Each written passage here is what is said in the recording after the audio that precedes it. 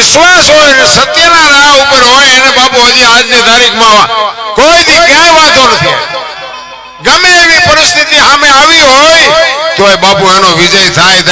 એક દાખલો તમને કહું, મેવાડ સિસોદિયા પરિવાર, રાણો પ્રતાપ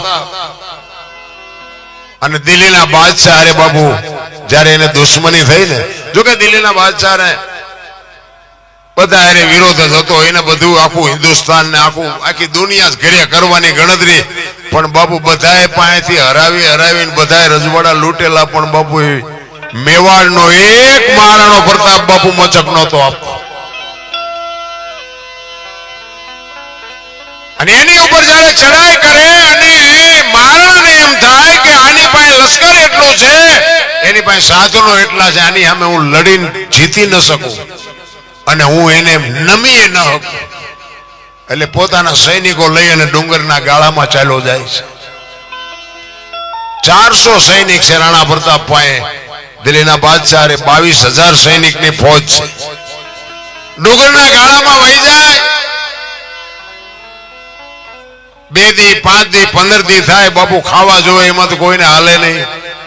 ઘોડાના મોઢાના બાંધવાના પાવળામાં બાજરો ચોટ્યો હોય, ખંખેરીને 2 દી ખાધા અને દી કાઢ્યા. રાણો પ્રતાપ વિચાર કરે, આમ તો હારું ક્યાં સુધી જીવવું,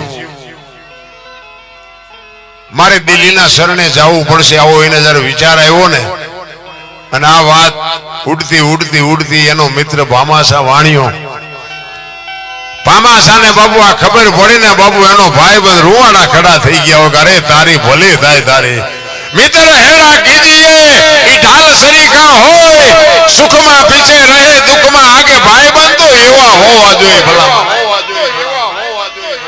હગો હારો નો હાપડે ને મિત્ર મળે જો લબાડ, પત્ની મળે કબાડ જતો એળે જો ઉતાર. તૈણે પખા મોળા હોય તો ગિરનાર ભેગું થઈ જવાય ભલા માણસ. વાણિયાનો દીકરો અને સામ રૂવાડા ઉભા થયા.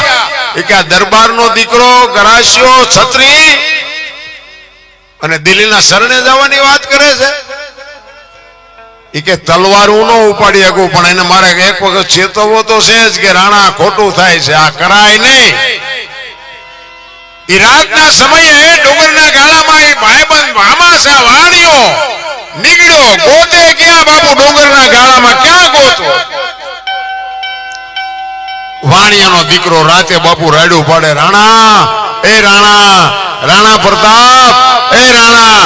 અને સામે ભેખડુમાં બાપુ અવાજ આવ્યો, કોણ? તારો મિત્ર ભામાશા. રે આવ્યો મારા બાપ આવ્યો, તારી તો રાહ જોતો હતો. 2 ભાઈબંધ બાપુ પાડ ભેટ્યા ને 2 બતે ભેટ્યા હો. અને ભામાશા કહે છે કે રાણા મેં તો આવી વાત સાંભળી હતી.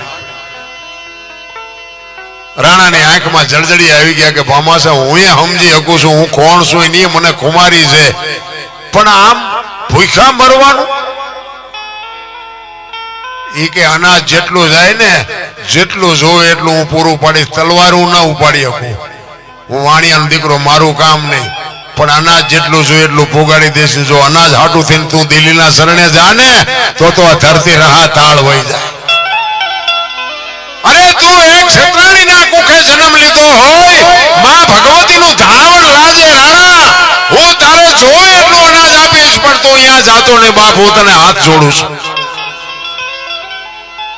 અને રાણાની કહું મંડી તૂટવા, વાહ મિત્ર વાહ ભાઈ વાહ. હું જદી મેવાડની ગાદી ઉપર આવી સ્થિતિ, તારું જેટલું દેણું હશે એટલું દૂધે ધોઈને ભરીશ, પણ એ કે તું અનાજ મને પૂરું પાડજે, કે તું ચિંતા કરીમાં એ હું બેઠો છું. અને અમુક સમય જાય એમાં ખરા બપોરનો ટાઈમ છે, સૂરજ નારાયણ માથે છે, તડકો તપ્યો છે, 400 સૈનિક ડુંગરના ગાળામાં ઉતા છે. રાણો પ્રતાપ હાથમાં તલવાર લઈ અને 400 સૈનિકની ચોકી કરે છે. એ વખતે એક માલધારી સમાજના એક બેન એક ભાઈ બે નીકળ્યા અને રાણાએ કીધું કે અહીંયા તડકો છે, પાણી પીવો પછી જાજો. અહીંયા આવીને પછી રાણા પ્રતાપ પૂછે છે કે તમે બે શું હગા થાવ? બેન છે, એક ભાઈ છે, બેને પૂછે છે તમે બે શું હગા થાવ છો? તારે જુવાન કે છે કે અમે બે પતિ પત્ની હતા, અત્યારે નથી, અને જો ભગવાન આબરૂ રાખે ને તો અમે પતિ પત્ની થાશું. રાણો વિચાર કરે કે હારું આ કેવું હગું? પતિ પત્ની હતા, અત્યારે નથી, અને પછી થાશું, આ કેવું? એ કે કઈ ખુલાસો થાય એવી વાત કરો તો ખબર પડે. એ કે અમે બે પતિ પત્ની હતા, અમારી મેવાડની ગાદી ઉપર રાણા પ્રતાપ, એને ખબર નથી આ બેઠો એ જ રાણો છે. દિલ્હીના બાદશાહે અમારા રાજા પાસેથી જયારે રાજ એમ કહેવાય કે છીનવી લીધું છેતરી, તેથી અમે અમારા ઠાકર પાસે માનતા રાખી, જેથી અમારો રાજા ગાદી ઉપર આવે ને તેથી બે પતિ પત્ની થાશું, ત્યાં સુધી અમારા બે ભાઈ બહેન ના નાતા છે. આટલી વાત સાંભળે રવાડા બાપુ ઠરડાઈ ગયા. હો રાણા પ્રતાપ ના ઘરે તારે ભલે થાય.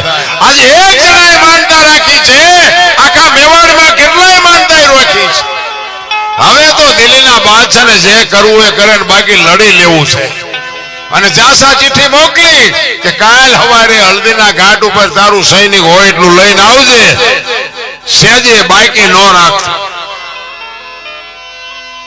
અને એ જાસા ચિઠ્ઠી બાદશાહના હાથમાં આવીને ખાડ ખાડ ખાડ મીડો દાંત કાઢવા.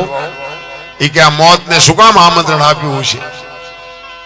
અને હાથીની અંબાડી ઉપર ચડીને 22,000 સૈનિકની ફોજ લઈને આવ્યો. આની ઓરથી રાણો પ્રતાપ એક ચેતક ઘોડા ઉપર બાપુ જો ખાનદાન જાનવર હોય ને એના ખોડિયામાં જીવ હોય ત્યાં સુધી બાપુ જાનવર તમને માર ન ખાવા દે, એટલી ખુમારી જાન. આ તમે જો હલ્દીના ઘાટ ઉપર રાણા પ્રતાપનો ઘોડો પૂજાય છે, સદાધારમાં પાડો પૂજાય છે, ચમરાણામાં ભેંસ પૂજાય છે, કચ્છમાં દાદા મેકરણનો કૂતરો ને ગધાડો પૂજાય છે. આપણું પાડોશી હારું નથી બોલતા, બોલો કથાડા કરતા બે જ નથી આપણે. એવો બાપુ ચેતક રાણાની રાંગમાં અને આમ બરોબર હુરજ નાન કોર કાઢે ભલે ઉગ્યા ભાર બાળલા તું હારા ભામણા જીન વર્ણ લગમાર ઈ રાખજે કસબલ આવું જળાર જળાર કિરણો મીડો પાથરવા. અને આમ 22,000 સૈનિકની ફોજ લઈને બાદશાહ આવે. આની કોરથી ચેતક ઉપર બે અને રાણો આવે અને બે બાપુ નગારે ઘા પડે ને પછી યુદ્ધની જે તાળા પાડી બોલી છે, તલવારોની તાળીઓ મડી પડવા અને રાણો પ્રતાપ એક એક ઝાટકે 5 ના માથા મીડો પાડવા. હો ભાઈ, એવું ઘમસાણ યુદ્ધ જામ્યું. દિલ્હીનો બાદશાહ હાથીની ઉપાડી પર બેઠો બેઠો વિચાર કરે છે કે વાહ રાણા વાહ વાહ, તારી જનેતાને ધન્યવાદ દેવાય. હું આ 22,000 ને રોટલા દઉં છું, પણ તારા જેવા જો મારી પાસે 10 હોય ને આખા હિન્દુસ્તાનમાં કોઈને રાજ ન કરવા દો. વાહ ક્ષત્રાણીના કુંવર વાહ, શું તારા મારે વખાણ. બાપુ ઘા કરતા આવડે તો દુશ્મનને વખાણ કરવા પડે. રાણા પ્રતાપને એમ થયું કે આ બધા મરે છે તો નિર્દોષ મરે, આમાં ડખો તો બાદશાહનો મારો બેનો છે. બાદશાહને દેખાડું કે ગરાણીના ધાવણમાં તાકાત કેટલી હોય. બાપુ એ તો જે કરતા હોય કરે. અત્યારે તો બધા બાયું સડાવે છે, વાતમાં કાંઈ છે નહીં. એ તો ખરા ખરીના ખેલ આવે ત્યાં ખબર પડે. રાણાએ વિચાર કર્યો કે બાદશાહને કઈક દેખાડું, નકર એને પાછું વનમાં કઈક વેમ રહી જાય. હવે હાથીની અંબાડી ઉપર તો અહીંયા પુગાય એવું નહોતું. ઘોડો લઈ ગયો ભાઈ હાથીની પાસે, અને ત્યાં જઈને બાબુ રાણો હાકલ કરીને કે બાદશાહ ઉતર હેઠો. એક વખત શમશેર ઉપાડને આપને ધરતીના કડા ભેળા ન કરી દઉં તો હું ગરાસ્યો નો કે ઉતર હેઠો તને દેખાડું. વગર ડાકલે બાપુ બાદશાહ આવ્યો, મારો બેટો આ હમણાં આવશે ને તો મને હમણાં કાપી નાખશે. અને એ એક ખેતરવાનો રાઉન્ડ મારીને ચેતક નો ઘોડો હતો ને ઘોડાને બાપુ રાણાએ કીધું, ચેતક મેં આખી દુનિયામાં 2 ને બાપ કીધા છે, એક મારો જન્મ આપવા વાળો એક એકલિંગજી શિવજી મહારાજ. આના સિવાય મેં દુનિયામાં કોઈને બાપ નથી કીધો. અને આજ હું તને બાપ કહું છું. જો હાથીના કુંભતલ માથે ડાબા માંડી દે ને એક વખત તો દિલ્હીના ચાકડેથી પીંડો ઉતારે એમ દિલ્હીના બાદશાહનું માથું ઉતારેલું. કેવું જાનવર છે મારા રામ તમે, હું તો માણા છે. આવું આપણે સાંભળે ને ત્યાં આપણને એમ થાય કે આવડા બૂસ મારે એવડા એમને શું કરવું જોઈએ. આપણે જોઈએ છીએ તો આપણને એમ થાય કે એક જાનવર એની ખુમારી નથી ચૂક્યો, અને માણાનું માણાએ કામ કર્યું હોય ને તો માણા બાપુ ભૂલી જાય છે. એક ખેતરવાનો રાઉન્ડ મારી અને રાણાએ ચેતકને કીધું કે બેટા એકવાર વિયો જા, અને બાપુ જબાન ઝાકલીને બાપુ રાણોને છોડ્યો. ચેતક પેગડામાં પગ ભરાવી ઉભો થઈ ગયો, ઘોડા માથે દાંત કચકચાવી ઉઘાડી તલવાર, ચારે પગ હંકેલીને વંટોળિયો જાય એમ ગયો ચેતક. હાથીના કોમતળ માથે ડાબા માંડ્યા ને એક ઝાટકો માર્યો ને હાથીના બે ભાગ થઈ ગયા. ભાઈ વિચાર કરજો, આ અમુક વાત છે ને આપણા મગજમાં બે આવવાની નથી, કારણ કે આપણે ઊંધડા નથી મારી શકતા, હાથી છે ના કાપી એટલે આપણને વાત બે નહીં, પણ 100% સત્ય વાત છે કે એક જ ઝાટકાએ રાણા પ્રતાપે દિલના બાદશાહનો હાથીના બે ભાગ કરી નાખ્યા હતા. એ સત્ય છે, માને ને મુબારક, ન માને ને મુબારક, આપણે કોઈને મનાવવા નથી. કારણ કે અમુક હજી મેવાડમાં અમુક વસ્તુ બધી હાચવેલી પડી છે, તલવારું બલવારું બખ્તર ને ભાલા ને બધું. તમે એકવાર જોવો તો આપણને અનુમાન થોડું ઘણું આવે કે હારું આપણે 8 જણા ભેગા થાય ત્યાં ઉપડે એવું છે. હવે આને એક વ્યક્તિ ઉપાડતો હોય એટલે થોડુંક માનવું તો પડે, પછી ન માને એને કઈ મનાવવાની જરૂર નથી. એ બે ભાગ કરી ગયા, હાથી પડ્યો રાણો ઘોડા ઉપરથી. બાપુ ચેતક બાપુ આંખો નીકળી ગઈ અને દિલ્હીનો બાદશાહ બાપુ ભાગી નીકળ્યો. ચેતકના છેલ્લા શ્વાસ હાલતા હતા, આંખો નીકળી ગઈ અને રાણો બાપુ ચેતકની પાસે આવી અને ખોળામાં માછું લઈ અને ચેતકને રાણો કહે છે કે રાણા ચેતક, તે આજ જે મારું કામ કર્યું ને બાપુ હગો ભાઈ ન કરે એવું તે કામ કર્યું છે. બાપા તારા જીવને ગતિ આપી દે, કારણ કે તે આજ જે મારું કામ કર્યું એના ઋણમાંથી હું કોઈ દી જિંદગીમાં ન છૂટી શકું. પણ ચેતકનો જીવ નીકળતો નથી. રાણો કહે છે તારો શેમાં જીવ છે? તું કહેતો મંદિર બંધાવું, તું કહેતો હવેડા બાંધવું, તું કહેતો ચબૂતરા બાંધવું, પણ તારો જીવ કેમ નથી નીકળતો? તેથી ચેતક, જો બાપુ દ્રષ્ટાંત ખોટું હોય એનો હેતુ સાચો હોય, ચેતક રાણાને કહે છે કે મારે બંધાવવાની કાંઈ જરૂર નથી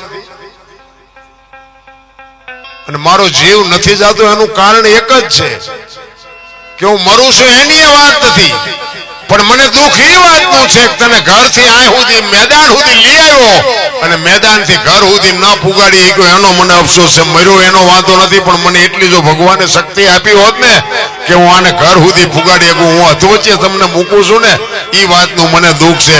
તેથી રાણા પ્રતાપે ખોળામાં માછું લઈ ચેતકની સામે જે રાણો રોયો છે અને ચેતકને કીધું બાપ હવે તું કઈ બોલતો ને, નગર મારા ખોળિયામાંથી જીવ નીકળી જાય.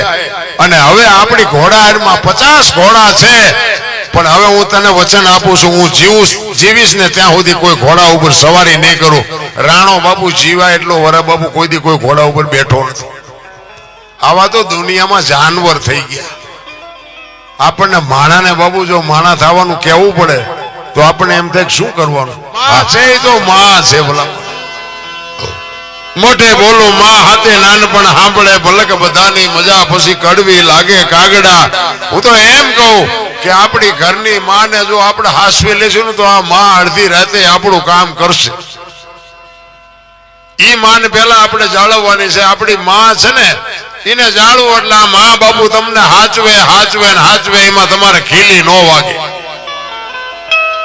અને ઇતિહાસ તમારે ખોલવાની છૂટ, પણ જ્યાં ધર્મ ધ્રુજો પુરુષ નથી પૂગી ગયો ત્યાં દેશની આબરૂ બાપુ દીકરીઓ રાખી છે. તમે કયો એટલા દાખલા આપો.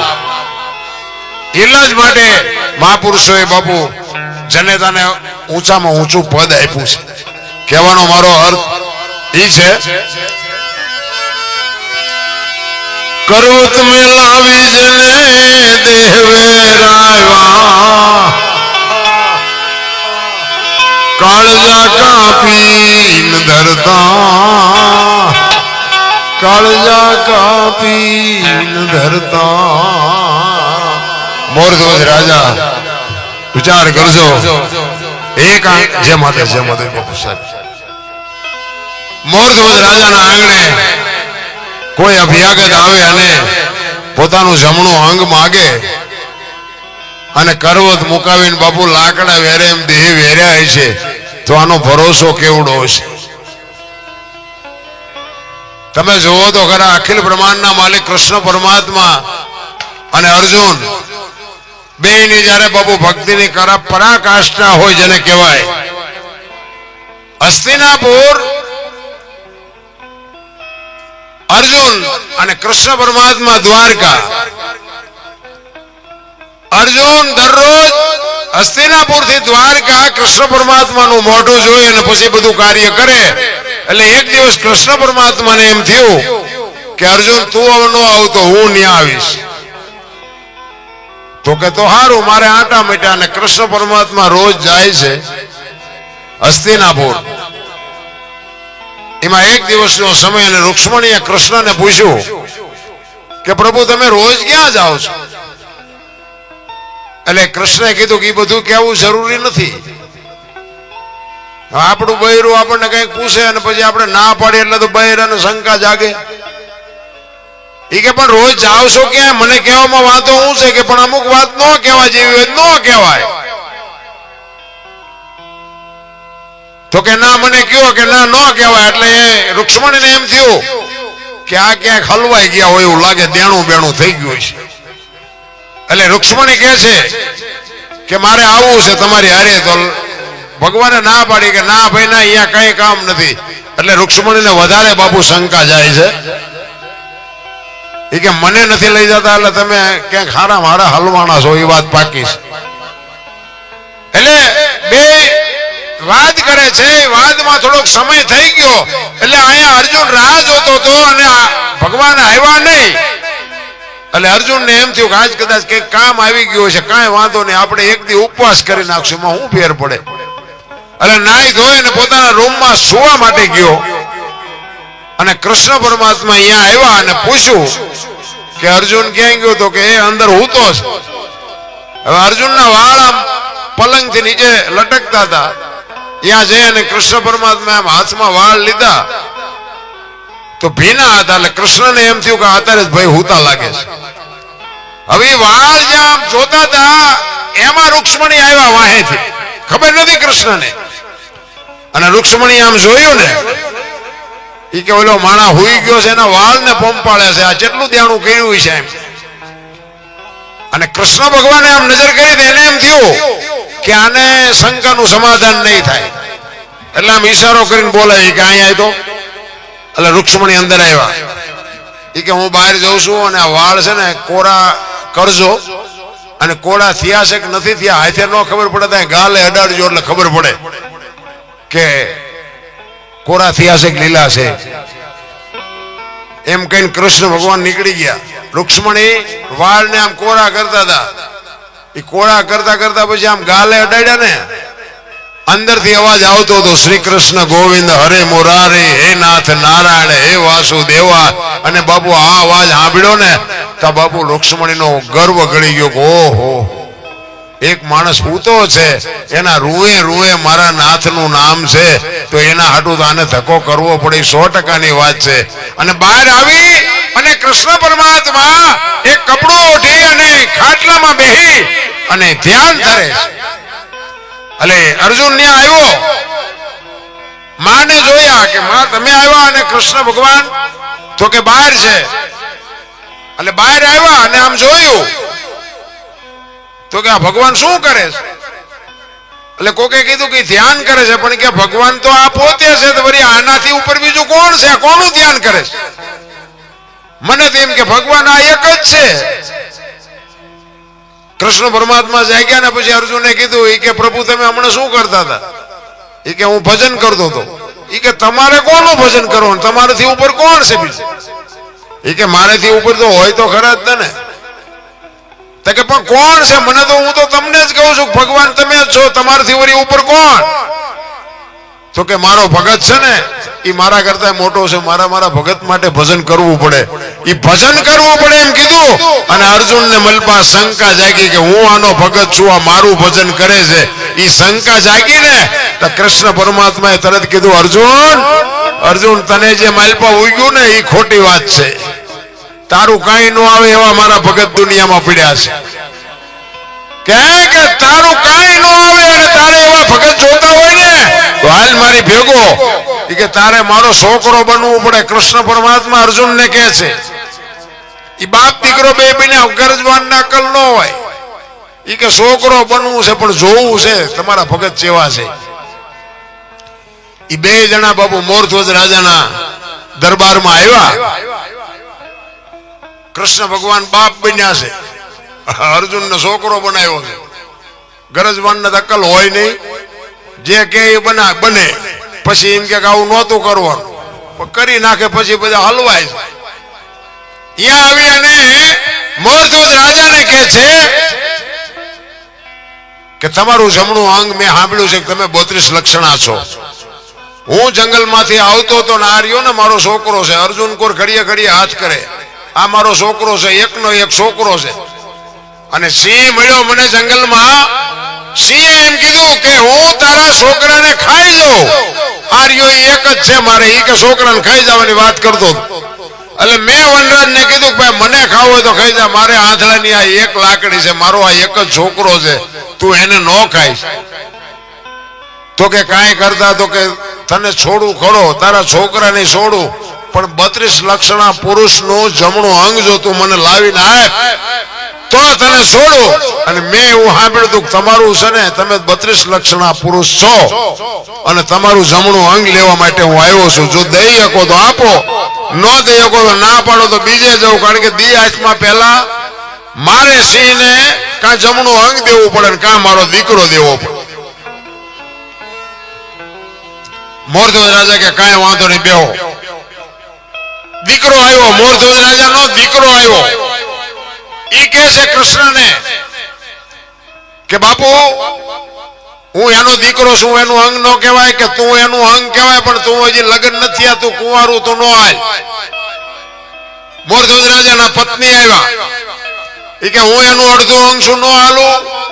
તો કે તમે એનું અંગ છો પણ ડાબુ, મારે જમણું જોવે. પછી કૃષ્ણ પરમાત્મા સાધુના વેશમાં ખારા થયા.